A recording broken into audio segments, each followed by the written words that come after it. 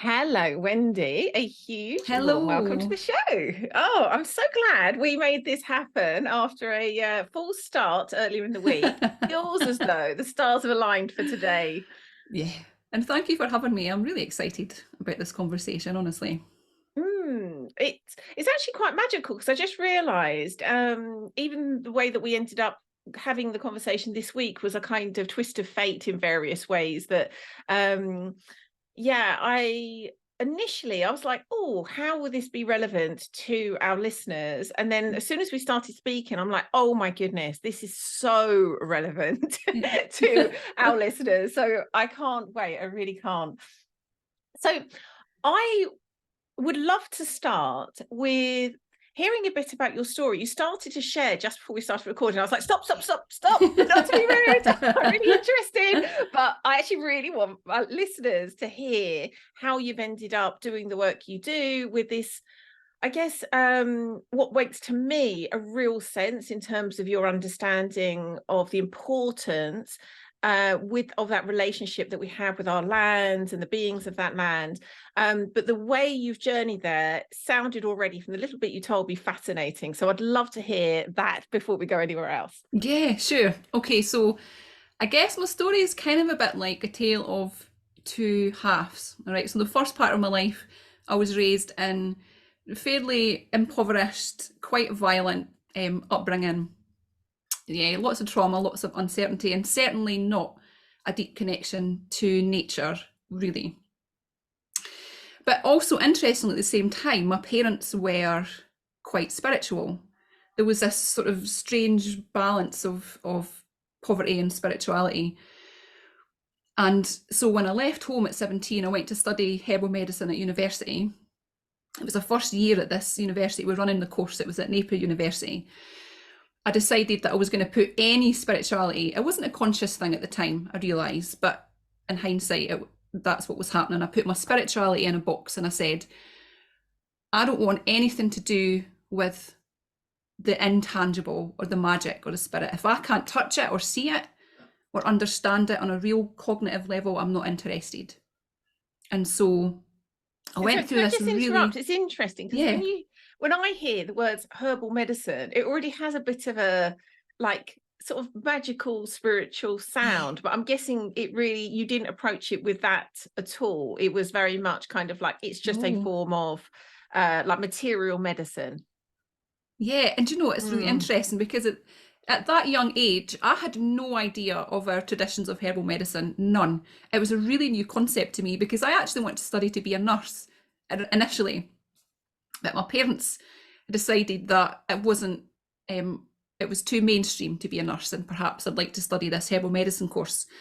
And me being the person I was at that time, I said, "Sure, I'll do that." I wanted to please my dad, you know, that old chestnut. And Mm. so I went to this course, and it was called phytotherapy, herbal medicine phytotherapy. And I really loved the science of it. I loved how we would break the herbs down and could understand it in that really like step by step way. It made sense to me.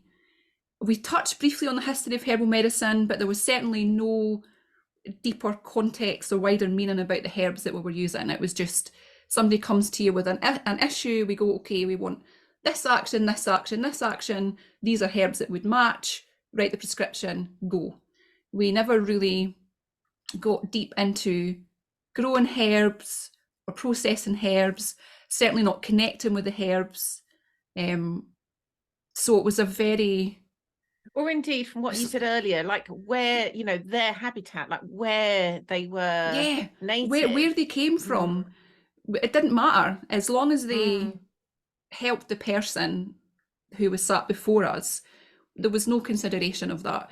Interestingly, though, now that I'm talking about it, I think there was a little bit of a kind of an inkling that perhaps we needed that because my dissertation was on endangered herbs and the use of Mm. endangered herbs. I just remembered that all those years ago. That was my dissertation. So I think there was some part of me that knew it was important to know where our herbs came from. Mm. But anyway, so I graduated and then I opened my own clinic. And then my life kind of blew up and I moved to Australia. I went on a holiday, a 3-month holiday to Australia, and ended up staying there for 10 years. Oh, Yeah. the first part, I know several people whose lives blew up when they went to Australia, but they don't usually live there for 10 Yeah. years. No, right. And I've in a way got my dad to thank for it, because I remember him saying, "You'll never last 2 weeks." And I thought, oh, I'm going to show you. I'm quite a stubborn kind of person. And I met my now husband there, and he's Australian, and that was the reason I ended up staying there. But for 10 years, it was really just practicing the way I practiced, really science-based, nothing spiritual. But near the end of the 10 years, what I didn't realise was happening was that I was having basically a mental health breakdown. My world was unravelling, but I was so dissociated that I had no idea that that was what was happening. And so I woke up one day, I thought, you know what, I'm moving home, I'm done with this. So, and I had a 3-year-old child at that time, and we owned our house, and it was not a small thing. Goodness. Like, just like a snap, it seemed like a snap decision. In hindsight, of course it wasn't a snap decision.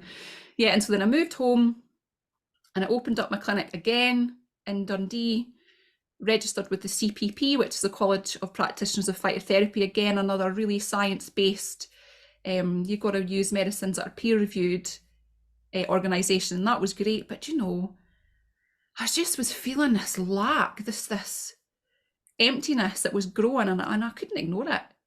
It's just, I remember sitting, I think I shared this with you on Tuesday, but I sat one day underneath an oak tree, and I sobbed and sobbed at the lack of meaning and elders and lineage, and you know, the where we're meant to go as humans and as women particularly. That was more where I was focused, because I was starting to come into perimenopause, and I thought, it kind of in a way what I've been sold as a lie, like that science is the answer for everything. It's not. And so the second part of my life to this point has been rediscovering for myself what is required to live a full life as me and as a herbalist. So connecting to the plants that grow here, growing them, actually just getting my hands in the soil, growing them, seeing them through the cycles like you would a friend. Like you sit with a herb through the years, and you realise that there's so much more in those constituent parts. And I thought, what a shame that I didn't learn this when I was younger, that there wasn't a woman to say, hey, this is what you need to know to live a full life. So that's kind of part of my journey to this point. I'm still discovering, Lian. I'm still like really trying to dig into what it means to live an embodied life as a shamanic herbalist and as a woman.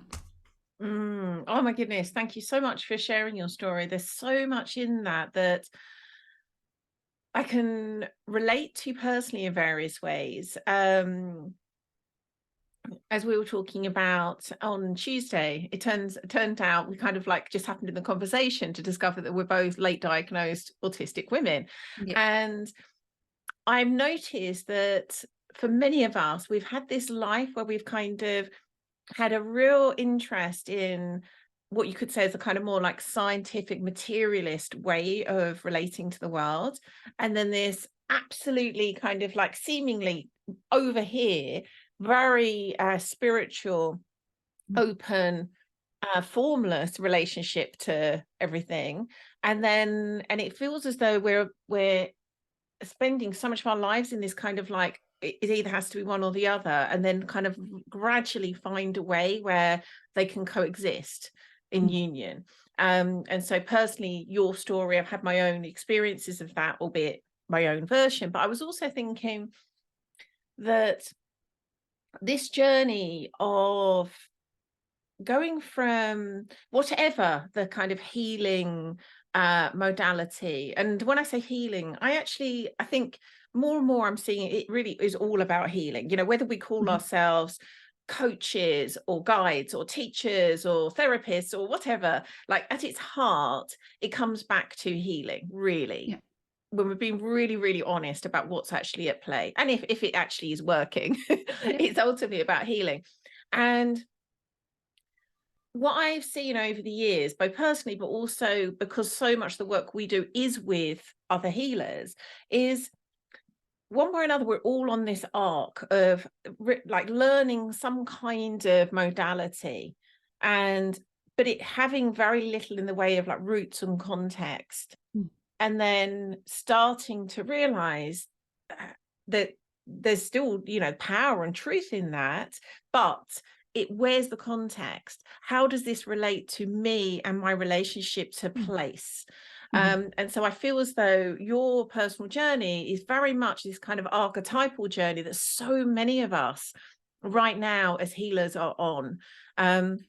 So I think there's like so many listeners that are going to hear something of your story in their own story, which I think is one of the things that I think is not being spoken about enough right now. I think it is like a real message of these times. So so taking it from that perspective, for you, because obviously your work involves literally working with the plants of your land. But again, for me, it doesn't matter if we're working with the plants of our land or anything else. The call back to this kind of relationship is imperative for all of us. So looking at it from that angle, what have you seen? And I know you also do this work with others as well, for them to kind of start to deepen into this relationship. What have you seen is the kind of like the ways that we can start to open that door, given most of us don't come from a lineage, given we don't have elders to show us this way? How do we start to open the door to that kind of relationship? Do you know, I love that question, because it's a question I've asked myself over and over, and I will continue to ask. I think for me it comes down to two things. The first thing is, and you already touched on it, is healing. So from my perspective, when I have a person that either comes through the door or online as a client, until we're connected and feel safe in our own body, it's almost impossible to connect to something deeper outside of ourselves, because when our nervous system is in that sympathetic fight or flight state, more often than not, we simply can't connect to that deeper meaning and joy. And so I always start, when I have a person, we start with really simply like a body scan. And sometimes even that's too much. Sometimes that's just almost unbearable when you're used to being ahead, just like thinking, which is where a lot of us are, I think. We're not used to like lining up, and I work with the 4 bodies of spirit, mental, physical and emotional, so sort of like that holistic perspective. We're not used to being in our body. So I always start, I say, okay, let's get into the body. We'll do some exercises, breath work, body scan, meditation, whatever they're comfortable with, even before any plants are talked about. And this might be 1 session or 2 sessions or 3 sessions, however long it takes, especially if they're not doing other therapies. I would like them to do other therapy, like herbal medicine's only one part of the picture. And then once they're more comfortable being in their own body, and then we start to talk about the language of plants and how can we connect with the language of plants, because plants are always talking to us, but we're so busy and we're so disconnected that we often don't hear their messages. And so I just get somebody to sit and I just ask them, okay, when was the last time you smelt a flower and were moved to joy? When was the last time you looked at a sunflower and you automatically smiled? Like that's plant communication, because plants communicate, I think, through all of our senses, through our touch, you know, when we're harvesting, through the scent. I'm a really scent focused person. I love smelling things through smell, right? So I call my husband calls me a smell pervert. I don't mind being called that. It's true. I love smelling things. So I really get people to connect first with their bodies, and then we move on to connecting to the language of plants. Because, you know, in the beginning, I get so frustratedly with, like, I'm trying to connect with these plants. So in the beginning, when I say in the beginning, I'm referring to the second half of my story, when I'm realizing that I need to connect with plants. And I would sit and I'd be like,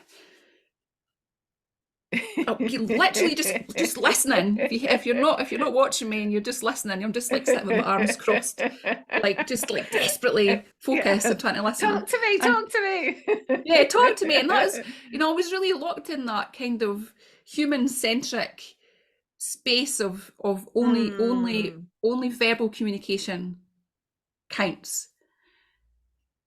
And when I realised that plants are communicating in all those other ways through our bodies, it opened the door. That through the door, and there was no doors anymore. And you know what I realised? I realised that doorway was non-existent. That I'd just put this false door, or the overculture had put that false door and opened the door, and I was like, oh, actually, either side of the door, there's no door. It's just it's everywhere. And so, yeah, so for one, getting in touch with our bodies, two, really drilling down into how plants communicate in this reality anyway. And then when we're comfortable with that, I would expand it out and we do shamanic journeys to the spirit of the plants. And then in that space, sometimes you'll get those verbal communications with the plants. And so it's understanding that there are many different ways that you can access this vast knowledge and wisdom that I honestly feel like I came alive. I feel like I was a shell, an empty shell, and then no longer was that. And it's very exciting. And every day I still get excited, if I'm out and I see, St. John's wort growing by the river, and I'm just like a child. It's just like this childlike quality of like that really complex life that I had when I simplified it and slowed it down and connected with the plants. Life became joyful and meaningful. Not all the time, of course, there's still stuff we go through, but everything just became somehow more manageable for me. Oh my goodness, I love everything you said so much, and it mirrors so much of my own experience. And again, one of the other synchronicities between us is that a big it's funny because I went to say a word and then I had about 5 other words all kind of like I went to say milestone, and then I was like, the word initiation came in, and then kind of like opening all kind of like came, and I think it was all of those things. So we both had the big thing happen with an oak. And regular listeners to this show will have heard me say before that and I wonder whether for some of us we're need that kind of like something to be like open to us, where we just were blind, and then suddenly the oak, or it could be a different kind of being, opens us to it. But I had been already at that point in a kind of spiritual practitioner kind of work for a number of years, and I've no real idea how this all came about, but I started to be invited into this deep relationship with an oak that's local to me. And I was making a kind of near daily pilgrimage to connect with this oak and learning how to hear it. And as you say, it's kind of so multidimensional. So it was a real learning for me, even just to be able to understand what was taking place. And I simultaneously, a very different kind of relationship, which probably had begun years earlier, but I didn't have the context to understand it, was unfolding with the rose as well. I'm pointing here because I always have roses kind of on my desk because it's such an important spirit for me. And so simultaneously I was kind of learning that rose, that relationship I had with the rose was something much deeper than I just love how they look and I love how they smell. There was actually something opening for me there too. And that journey with the oak went on for a couple of years until one day where, in short, it was like it didn't say this, and this was almost the harshness of the message. It would no longer speak to me in that way anymore, because it was time for me to have that kind of relationship with other beings, with other spirits, with other things in my land. And it was devastating. One of the I was like, oh, this is the first time I've ever been able to talk about it without crying. And then Yeah, I I saw feel your that. face, and Yeah. it was like one of the most heartbreaking breakups of my life. But it was necessary. It was like a kind of being thrown out of the nest. Yeah. And I don't, there's no way I would have kind of ended up on the journey I've been on without that happening. And I still go to it very, very regularly, but it's so interesting it may someday speak to me again, but it's like, it's there as a presence, a loving presence. And I go and I still give my gratitude and spend time with it, but it no longer speaks to me, because it did what it needed to do, I'm guessing. So it feels to me that sometimes we'll have those beings that for whatever reason kind of like thrust us into this whole other way of relating to our land and the spirits of our land. For some, it might be a bit more of an intentional kind of step-by-step journey as you're describing. But what I know by now is that it's there for all of us. We're designed for this, particularly those of us that are here to be healers of some kinds. We are meant to be open and sensitive, which is for many of us been a real struggle for much of our lives. But it's like, this is one of the deep gifts, which, as you were describing, you know, what that opens you up to in terms of meaning and belonging. I don't think there's anything that can replace that.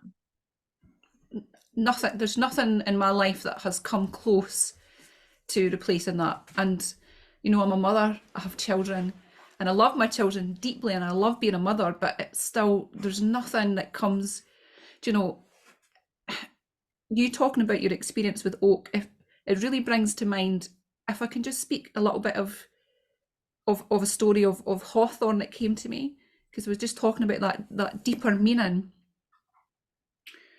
So there's two things that really stick out here. One is, I had a deep relationship with this hawthorn on my track. I can see it, or I could have seen it out my window. And maybe about 18 months or 2 years ago, I was looking out the window and the electricity company came down the road and they chopped it down. It was getting too close to the power lines. And I'm still heartbroken. I was so heartbroken. A piece of me, I felt like a piece of me went with that tree. And I think there's very few relationships in my life that have come close to touching that profound connection, because hawthorn has got me through so many difficult times, that you know, other griefs and uncertainties, and you know, that when you're first diagnosed as I don't know what your story was like, but when I was first diagnosed with autism, I was reevaluating my whole entire life, and it was a really lonely place, and hawthorn was just there. She just was holding that container, and I would literally go and I'd just sit and I would just talk to her out loud, and then I would just sit and I would hear messages. And then she got cut down, and I was bereft. I couldn't believe it. And my brother, my beautiful little brother, he went and he collected some of the wood chips that had been left from her, and he bought me a new hawthorn tree, and it's outside on my step now. But do you know what, Lee? I was out there walking a few months ago, and I walked up the track, and she's grown again. Oh, she's grown again. I just got chills. And you know, that for me, I was like, if that is not the symbolism of connection and hawthorn, so hawthorn is like rebirth and death and rebirth and fertility. I thought, oh, this is like the archetype and the myth playing out in front of me in real time. Oh my goodness. To electricity. And so that deeper meaning, yeah, there's nothing that has come close to that. There's no, and I have dabbled in the past with illegal substances and things, but I don't need any of that now, because my world is so joyful and so connected. I'm not searching, it's here, it's right here in front of me. Oh, thank you so much it feels like now, if you hadn't shared that story, it would have been a real loss that we wouldn't have known we'd have had. Yeah. So thank you so much. And That, again, I think it's like I'm about to say something. I'm going to preface it with saying, I think we can have a very human-centric view on other beings, almost like they're there for us to like Yeah. symbolize things. They don't exist in their own right and have their own sort of life. And so I think there is always that calling in me to kind of like balance the two things, where it's like recognizing like all of the beings of our land kind of like exist and matter in their own right. They're not here just as symbols for us to have like amazing healing self-illuminating journeys, and yet so that's true. And I think there's I think reminding ourselves of that, you know, having reverence for them in their own right rather than the kind of ways they can bring meaning to us, I think is important. And like the example you've just given, the way like myth and story and meaning and that kind of like North Star and showing us the way forward, the way that when we have eyes to see it, when we're paying attention, that our worlds are like glittering with that. And to think that so many other people would have probably been parting that hawthorn every day and not even knowing it's there, let alone not even noticed. not even knowing it's there. And I sometimes think that, because where my oak is at the top of a hill, and it's somewhere like, we live in countryside, so it's not like loads of people passing it, but dog walkers would. And I sometimes think, wow, do they not know that this is a portal to like just everything? Yeah. Like at most they might know it's an old oak, if they even notice it. They have no idea of like just the world of like beauty and magic that's there.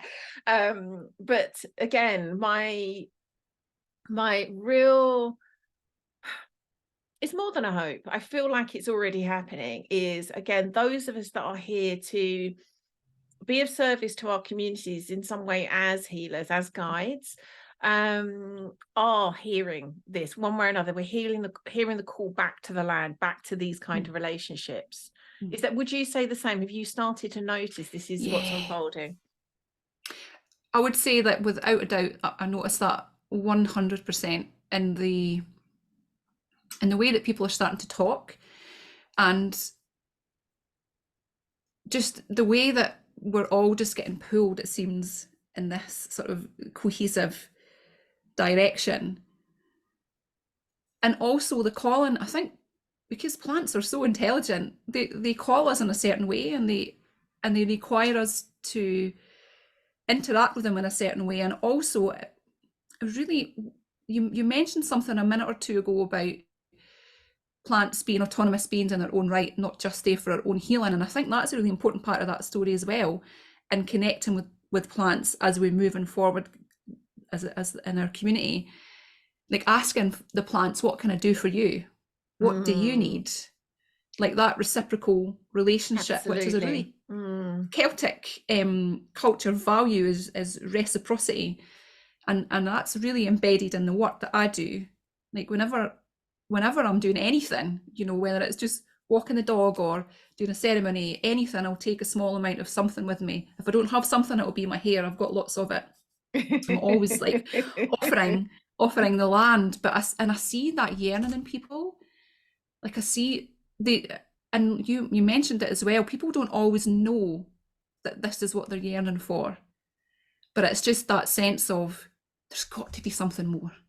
There's got to be something more than this 9 to 5 consuming culture, focusing on the archetype of the maiden, the innocence, and, you know, ignoring all of this other vast landscape. Because most of the people that come to me are women. They're women 40 plus. And I think when we get to this part of our life, there's this reckoning, right? We're just like, this is not enough for me any longer. This is not enough. And it's that awakening, that wild person awakening is calling to us. And plants are a really vital part of that journey, because I see them as elders, honestly, Lee, is how I look at them. Yeah. Oh my goodness. I can't I honestly couldn't love more you mentioning offerings. I feel so much gratitude that what is, I'd say, largely missing in our culture, even amongst many kind of modern, like more kind of sort of core shamanism, new age shamanism, often missing is this understanding of offerings and reciprocity. And I feel so grateful that a number of years ago, before I was even consciously kind of, it was like I stepped onto the shamanic path without realizing, which was very much again down to the oak. Like I had no idea it was anything to do with shamanism at that point. And I was guided one way or another to start having an offerings practice, which felt just very natural. Initially, I think in the very early days, it's like, what am I actually making these offerings to? There was definitely, you know, that modern kind of like, just, it makes no sense. And yet it did at a deeper level. So I continued and continued. And then one of the things I'm very grateful for is the shamanic lineage I trained in has a very, very clear focus on making offerings. It's like so bedded into that lineage. So for me, it was like, that allows me to know this is the right way. It was funny, it's two things. One, that kind of focus on offerings, and two, the very first invitation we were given on the very first day of the training was to go and connect with a tree on that land. And I remember, like, even now, I'm just like, oh, I'm in the right place. Anyway, so these are my people. Yes, they know what they're doing. So it's always been, not always, but like from the point where I understood there's something very deeply right at a level that I don't think we can completely understand and articulate for those of us that haven't been raised in a kind of unbroken lineage where we have this kind of relationship with spirit, with the land. But we can start to reclaim the embodied knowing of it in that making offerings practice. And it's something that we always invite our students into, and watching that come alive for them. Like initially, again, it might feel a bit clunky. It might feel like I'm just going through the motions. Is this offering good enough? Should I be doing it with more of a ritual? All of that comes up. And then if we just keep going with it, it starts to form that just like very natural part of the relationship. And I sometimes say, you know, if you don't have something with you, use your voice, sing, you know, that can be an offering. Yes. But it's all about that, like, it's the intention, it's the heart in it. And for me, I think it is an essential part of that relationship, because we're, again, probably more so for our culture, which has been very like take, to relate to the things around us in this other way where we recognize it's not transactional even. And again, that's, I think, a modern concept where things are transactional. This is something else, but we have to be in it to understand that at an embodied level. Yeah, absolutely. And the other thing, as well as the offerings being a really important part, is how we meet the plant in the first place, how we come upon the plant, how we first enter into that relationship with the plant. Because again, in my early training as a herbalist, I would never have asked the plant for permission. Plant was not alive. There was no animism there, and it was only through training and the shamanism that I did, and I was kind of like, oh no, wait a minute. It's kind of like going up to a stranger in the street and saying, I want you to do this for me. No introduction. Not even, there's no introduction. There's no, hey, how are you? This is who I am. I'd like to get to know you. So as well as the offerings, it's like, how do we begin this relationship so that it's impeccable? And so that the intention that we go in with is that intention of reciprocity. Because I think, like, I don't know, sometimes a parallel is my role as a mother. I'm like, sometimes I just want somebody to say to me, what do you need? What can I do for you? And again, maybe I'm definitely putting my own lens on it. I guess that's kind of what we do as humans. But that's the other thing I teach, is like how, first off, it's an introduction. And you can do this really simply. It can be, if you're uncomfortable speaking out loud in front of people to plants, which a lot of us are, it's not common in this culture to speak to plants. Just say, hello, my name's Wendy. And then you just sit, and you won't hear things back initially, or you might, depends. It depends on how fast they want to crack you open. And then you just ask, what can I do for you? Do you need some water? Do you need me to come and just look at you and look at how beautiful you are? Do you need me to sing? Can I give you some of my hair?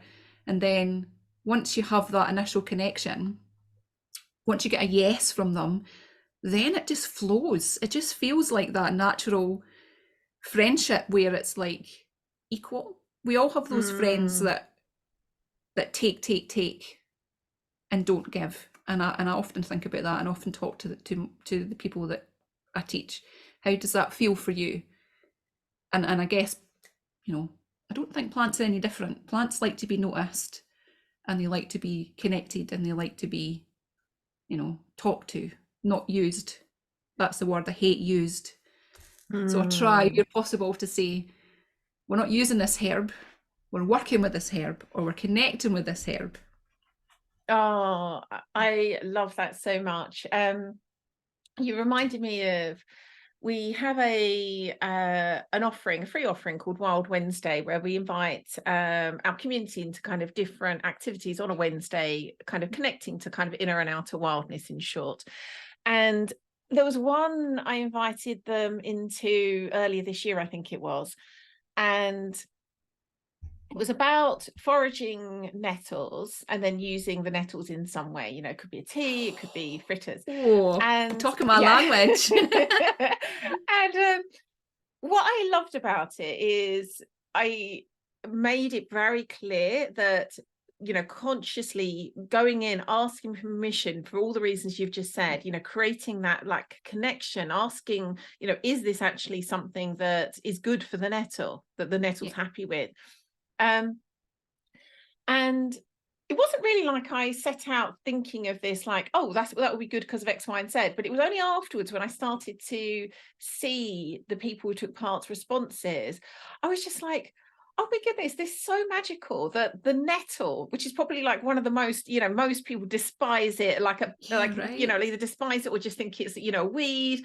And I was like, oh my goodness, like I could hear the reverence and love that people were talking with. Like one of them had this kind of situation where someone, like, she saw people coming towards her, and she sort of accidentally ended up kind of like rushing and kind of tearing out the nettle by its roots. But then, like, bless her heart, like she was expressing all of this kind of like, oh, I felt so bad. Not that I wanted to feel bad, but I was just like, wow, the magic that's happened. And in this like very simple invitation to supposedly just pick some nettles and make something with it, but what's actually unfolded, pure magic. And that for me is such an indication of like how natural this is. Like if someone can just like go into one practice like that with the nettle and realize what's actually happening at an energetic level, just shows you how this is like here for all of us. And just below this, as you say, there's no door apart from the one that we've put in place. So we have almost run off on time. Oh, that was quick. I feel like we've just started, Lee. There's just so much here, and as we were saying, it may well be that we come back and do a part 2 as well, as there's a number of things I think that we've seen that could be make for a very interesting next conversation. But is there anything you would like to say in closing that feels to you like a message that's on your heart that you think may be helpful for listeners? That's a wonderful question. Oh, it's going to take a minute to...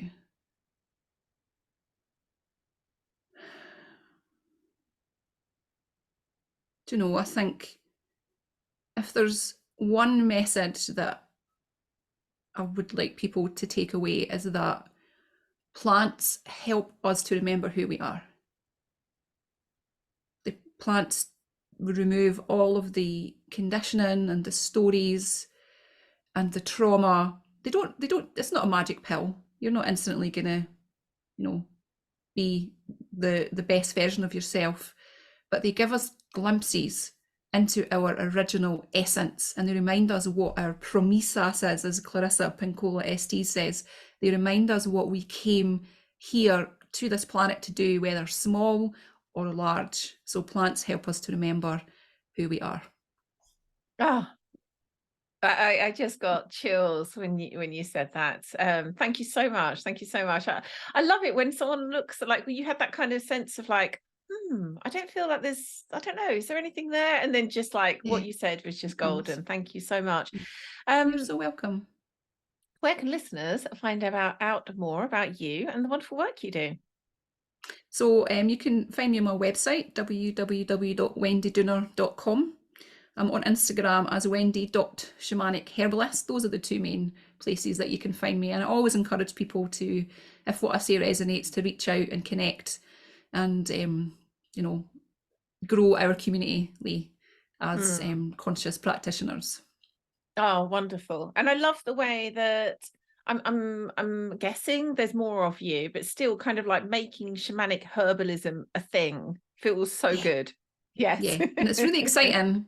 It's really exciting. And I could talk about that for a whole podcast as well. And just I've got all these herbs like, heather and yarrow, and they're just like singing to me. So yeah. Oh, another day. That so much. Yes, absolutely.